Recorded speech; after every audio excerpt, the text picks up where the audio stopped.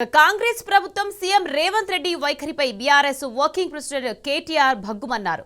ముఖ్యంగా రేవంత్ రెడ్డి పరిపాలన తీరును ఎండగట్టారు. కాంగ్రెస్ పాలనలో రాష్ట్రంలో ఉన్న ప్రస్తుత పరిస్థితులు, ప్రజలు పడుతున్న కష్టాలను కళ్లముందుంచారు.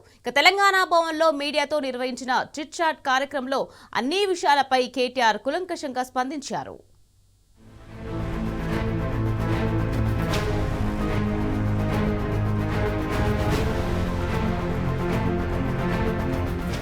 సీఎం రేవంత్ రెడ్డి బెదిరింపులు తట్టుకోలేకనే హైదరాబాద్ మెట్రో రైల్ ప్రాజెక్టు నుంచి ఎల్ఎన్టీ తప్పుకుంటుందని బీఆర్ఎస్ వర్కింగ్ ప్రెసిడెంట్ కేటీఆర్ మండిపడ్డారు. ఎల్ఎన్టీ సంస్థ చీఫ్ ఫైనాన్షియల్ ఆఫీసర్ ను జైల్లో పెడతానన్న రేవంత్ రెడ్డి వ్యాఖ్యలతో ఇలాంటి దుర్మార్గమైన ఫలితాలే వస్తాయని ఫైరయ్యారు.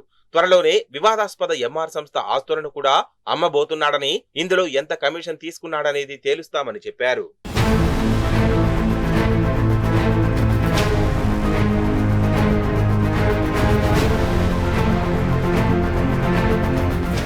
రేవంత్ రెడ్డి నియంత లెక్క వ్యవహరిస్తున్నాడని కేటీఆర్ మండిపడ్డారు.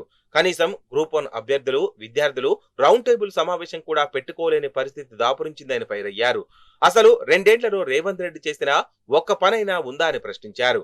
ఆశా వర్కర్లు, రేషన్ డీలర్ల ఆందోళనకు భయపడి సచివాలయానికి రావడమే మానేశాడని ఎద్దేవా చేశారు. రాహుల్ గాంధీ సైతం బీసీలను మోసం చేస్తున్నారని మండిపడ్డారు.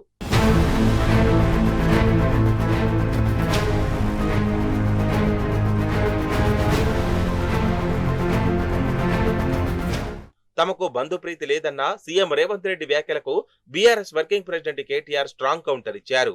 కాంగ్రెస్ ప్రభుత్వంలో సుజన్ రెడ్డి, అమిత్ రెడ్డికి 100 కోట్ల కాంట్రాక్టులు ఎలా వచ్చాయని నిలదీశారు.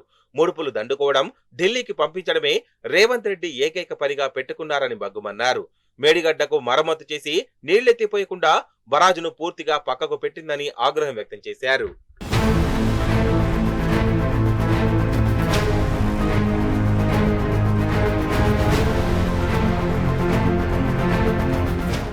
బీఆర్ఎస్ ప్రభుత్వంలో కులం, మతం లేకుండా అందరికీ బతుకమ్మ చీరలను ఇచ్చామని కేటీఆర్ గుర్తు చేశారు.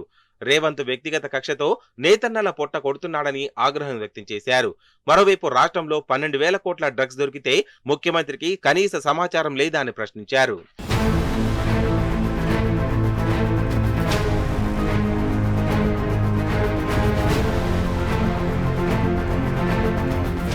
పార్టీ ఫిరాయింపు ఎమ్మెల్యేల పరిస్థితి కుడితిలో పడ్డ ఎలుకల చందంగా మారిందని కేటీఆర్ ఎద్దేవా చేశారు. బీఆర్ఎస్ గుర్తుపై గెలిచి కాంగ్రెస్ బీఫారంతో ఎంపీగా పోటీ చేసిన దానం నాగేందర్ స్పీకర్ కు ఇంకా చెప్పేది ఏముందని ప్రశ్నించారు. నిజంగా రాష్ట్రంలో ప్రజాపాలన ఉంటే వెంటనే ఉప ఎన్నికలు పెట్టాలని డిమాండ్ చేశారు.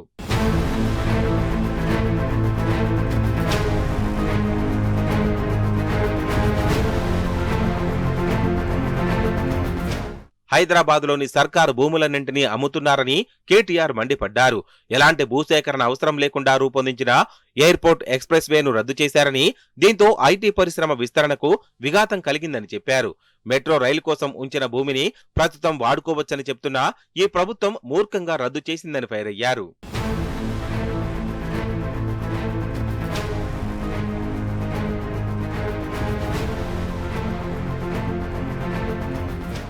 హైడ్రా కాస్త హైడ్రామా అయిందని కేటీఆర్ ఎద్దేవా చేశారు. కాంగ్రెస్ పార్టీ చేతి గుర్తును తీసివేసి బుల్డోజర్ గుర్తును పెట్టుకోవాలని సూచించారు. కాంగ్రెస్ సర్కార్ మీడియా, పీఆర్ మేనేజ్మెంట్ తో నడుస్తోందని, క్షేత్రస్థాయిలో జరిగిందేమీ లేదని మండిపడ్డారు. కనీసం స్థానిక ఎన్నికలనే నిర్వహించలేనంత బలహీనంగా కాంగ్రెస్ ఉందని ఎద్దేవా చేశారు. ప్రజాపాలన అని చెప్పి 1.5 కోటి మంది నుంచి దరఖాస్తులు తీసుకుని ఎంతమందికి లబ్ధి చేశారో చెప్పాలని డిమాండ్ చేశారు.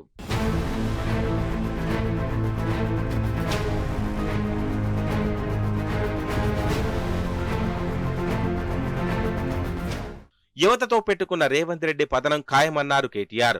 గ్రూప్ 1 పరీక్షల్లో అవకతవకలు, నిరుద్యోగులకు జరిగిన నష్టాన్ని హైకోర్టు గుర్తించిందన్న కేటీఆర్ ఉద్యోగాలు అమ్ముకున్నారని అభ్యర్థులే ఆరోపిస్తున్నారని గుర్తు చేశారు.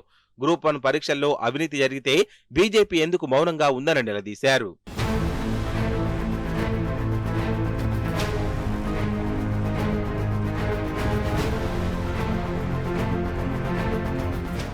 హైదరాబాద్ లో 2 ఆడబిడ్డలు హత్యకు గురైతే ప్రభుత్వం నుంచి కనీస స్పందన లేదని కేటీఆర్ మండిపడ్డారు. హోంశాఖను దగ్గర పెట్టుకున్న ముఖ్యమంత్రి కనీసం స్పందించలేదని ఫైరయ్యారు. నగరంలో శాంతి భద్రతలు పూర్తిగా క్షీణించిపోయాయని కేటీఆర్ విమర్శించారు.